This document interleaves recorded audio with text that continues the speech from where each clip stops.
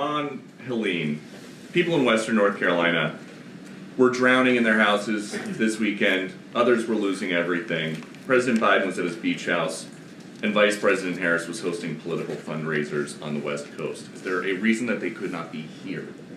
All right, everybody. I'll see you tomorrow. Thank you.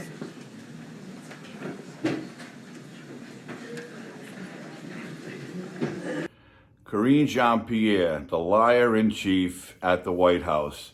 But this time, she had no fairy tales. She had no lies to tell.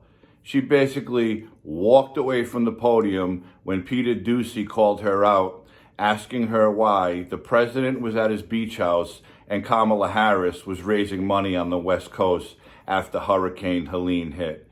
Over 128 people so far have lost their lives in 6 states because of the hurricane. And the Biden-Harris administration could care less. Kamala Harris sat at the head of the table at a FEMA meeting. Why, I don't know, because allegedly she's not the president. And when reporters started to ask her questions about the hurricane, she pulled a classic Joe Biden. Madam Vice President. This way. Thank you. Come on, bro. This way. Let's go. This way. Madam Vice President. Thank you very much. Thank you. This way. This way. And by classic Joe Biden, I mean just that. Taking no questions, ignoring the media completely, looking around like she could care less while her people ushered the reporters out of the room. And this is the woman that all the celebrities, all the Democrat elite want to put in the White House. The woman who proves she could care less about the American people. And then they caught up with Joe Biden when he was about to board Air Force One, and they asked him a couple of questions about Hurricane Helene, and this was his response. We've given them all everything that we have. We're on the ground ahead of time, so we're working hard. Are there any more resources the federal government could be giving them?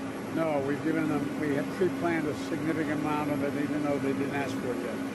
Hadn't asked for it yet. So there'll be no more money allocated for the victims. They had put enough aside that they haven't even asked for yet. But if they ask for more, the Biden-Harris administration will not give it to them. So again, remember, right now, as of we sit here, October 1st, over 128 people have lost their lives. Over 2 million people are without power, food, or water. But they continue to send billions of dollars to Vlad Zelensky in Ukraine. They're sending billions of dollars to Taiwan and billions of dollars to Israel, while the American people continue to suffer under the Biden-Harris administration, especially now when the American people need help. They have lost everything. Everything they've worked hard for their entire lives has been taken away by a devastating storm, and they'll just blame climate change and keep sending our money to foreign countries. Kamala Harris is not the person who wants to take care of this country. She's had almost 4 years to do anything. She's done nothing. And she's proven it once again by ignoring reporters' questions about why there's no more money, about what the response is going to be. Are they going to continue to keep going and helping people and looking for people? The Biden-Harris administration could care less, and Kamala Harris just wants to get in that White House to continue the destruction of the Biden-Harris administration.